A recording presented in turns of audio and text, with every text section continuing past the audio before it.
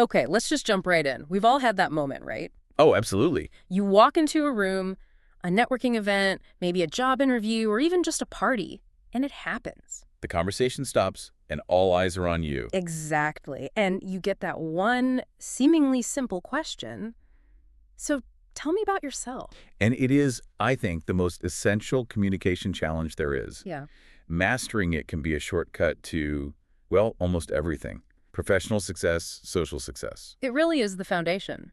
And the sources we looked at for this deep dive, they're from this highly detailed guide, really a language strategy guide. Yeah, designed specifically to coach people on how to structure and deliver this exact personal introduction. But the principles in there, they go way beyond just learning language. I mean, they're really a blueprint for effective human connection. And that's what we're here to do, right? To Yeah. break down that blueprint. Our mission today is to get into that. It's not about memorizing some script you found online. It's about understanding the core parts of an introduction. Not just what you should share, but the strategy behind how you tailor it. For confidence, for rapport, for influence. In any situation. And you see right away why this is so necessary. The second that question gets asked, it just creates this immense pressure. It pops up everywhere. You meet new friends, you start a new class, or the big one, a high-stakes job interview. And the source material, it's quick to admit why this question feels so, well, scary or difficult for a lot of us. It comes down to a couple of things. One is just uncertainty. Like, where do I even start? And the other is what the source calls the information overload trigger. I found that fascinating. That is a concept worth digging into. Yeah. Because that trigger fires when you ask someone about themselves, and they feel this sudden pressure to list everything. Their whole life story. Exactly. Yeah. But the listener, I mean, think about it. You can only really absorb, what, 3 to 5 key facts in a short intro? If you just unload a ton of information, the listener gets, paralyzed. They stop retaining anything. And they lose any idea of what to ask you next. The goal is traction, not exhaustion. That's a perfect way to put it, because the core benefit the guide points to is huge. The ability to introduce yourself well, it translates directly into real gains. You feel more confident. You make friends more easily, you do better in interviews, you just, enjoy social situations more. It's a high-return skill.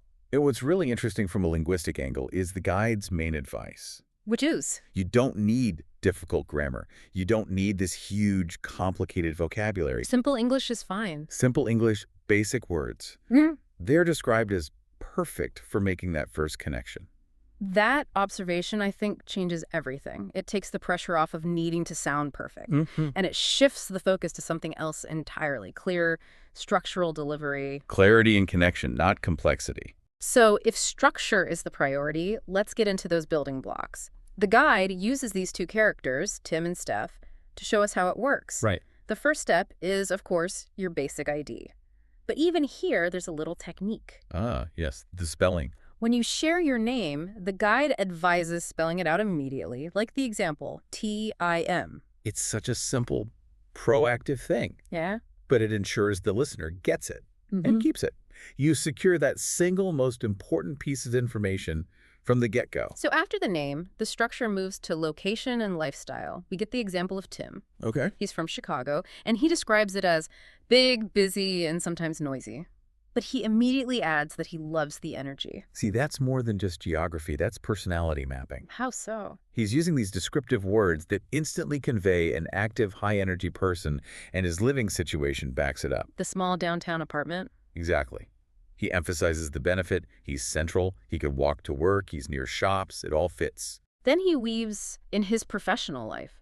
He's a 28-year-old English teacher, and he stresses the positive. Right, helping people learn, meeting students from many different countries. And he adds context. 5 years of teaching came after studying English literature. And notice how complete that picture is in just, what, 3 sentences? Yeah, it's very efficient. It covers the what, he's an English teacher, the why, he helps people, and the where he came from. He studied literature. It shows how to layer facts, not just list them. Okay, now let's look at Stef's example because it provides this really important contrast. And contrast is how you become memorable. For sure. So Stef is 26, but she defines her age in this kind of surprising way. I loved this part. She says she's old enough to be independent, young enough to try new things and make mistakes. That little phrase is like a mini mission statement about her entire outlook on life. It's so powerful. And her location immediately separates her from Tim. She's from Portland, Oregon. Right. and she highlights that it's smaller and quieter than Chicago. Lots of trees, frequent rain. So where Tim embraced the big city energy. Steph signals a preference for something more peaceful. And her home life reinforces that. She lives in a house with a garden, grows flowers and vegetables. It solidifies that calmer, more creative lifestyle. Her work does too. She's a writer for magazines and websites. Covering travel, food, lifestyle advice. And she says she enjoys being creative and working from home. All of her core facts are consistent. Which makes her introduction cohesive, you know? It's easy for the listener to process. The next layer the guide gets into is adding depth through family and pets. Which are just fantastic anchors for emotional connection. Absolutely. Tim's family structure, it's detailed, but it's delivered so clearly. One older brother, an engineer in California, one younger sister studying art in Chicago. And the parents' jobs? A chef and a nurse. That's not just trivia. No, the guide uses it to give this quick subconscious hint at his family's values. Hardworking, practical. All without him having to say, my family is hardworking and practical. Right. And Steph does the same thing, keeps it very concise.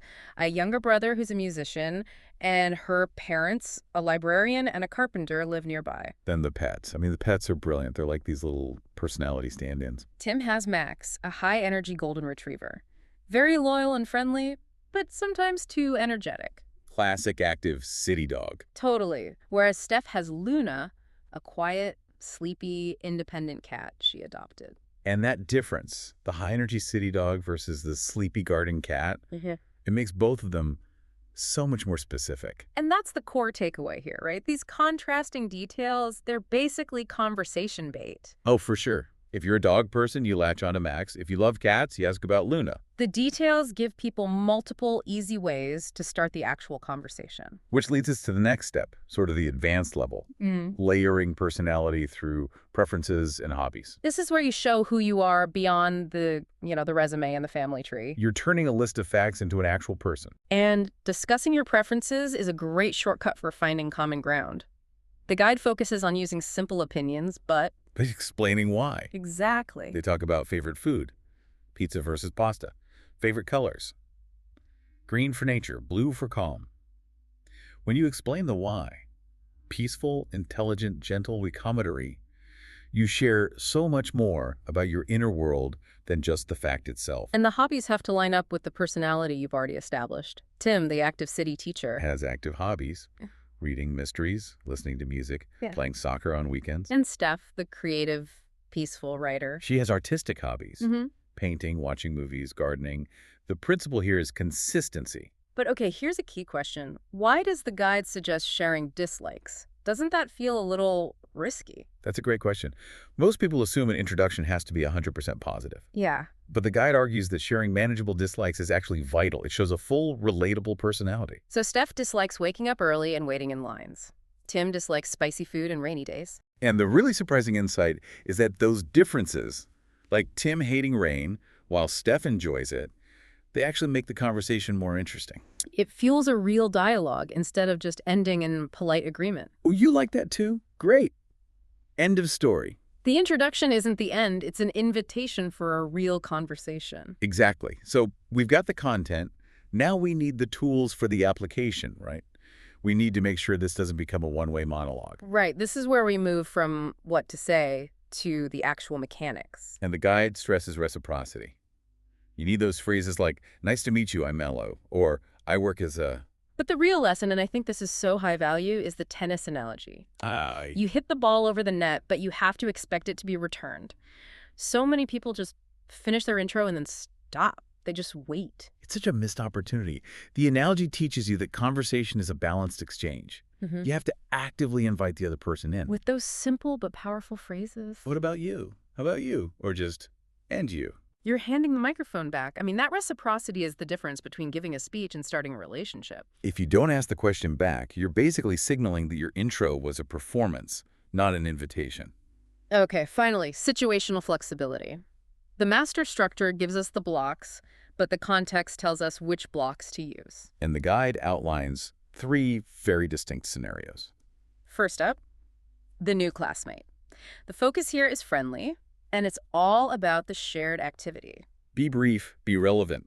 Like, I'm Tim, I'm here to improve my Spanish. Are you new to this class too? Right. You strip away the career history, the family details. The energy is all about the shared goal in that room. Makes the connection fast and immediate. Second, the job interview. High stakes. The That structure has to shift completely. connection focus goes out the window. It's now competency focus. You get rid of the hobbies, the pets, the family stories. He becomes laser focused on professional credibility.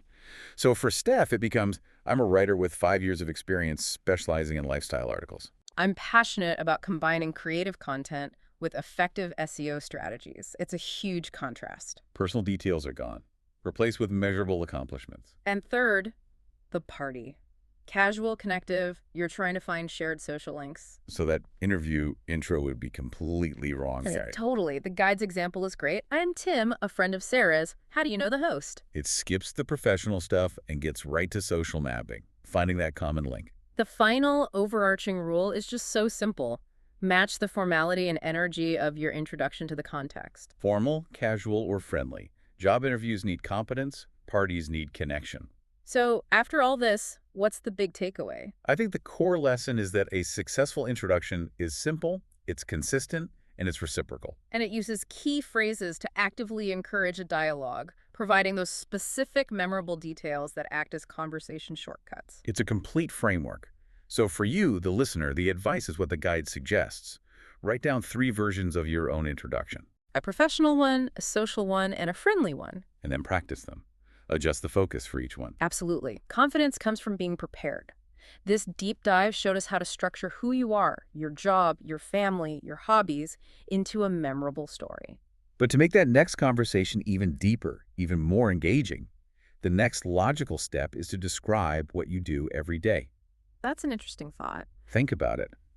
How can describing your simple daily routine from morning to night bring all these pieces we just talked about to life, Your job, your hobbies, even your dislikes. all in one continuous narrative? So start thinking about how your typical day reflects your unique and complete personality. Because that description, that's the next step in deepening that very first introduction.